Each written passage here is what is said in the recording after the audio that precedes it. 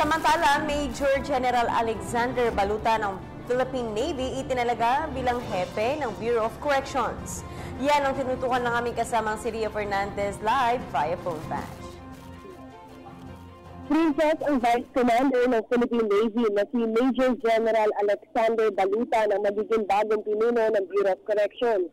Dahil dito, imbes na Oktubre ay magre-retiro na ito ngayong July 30 sa Navy para makaupo sa kanyang bagong pwesto sa Agosto.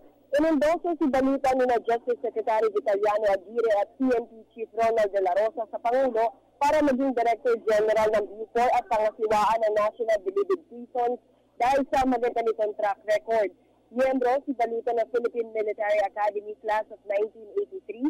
Bahagi rin siya ng mga operasyon laban sa mga rebeldeng grupo sa Mindanao.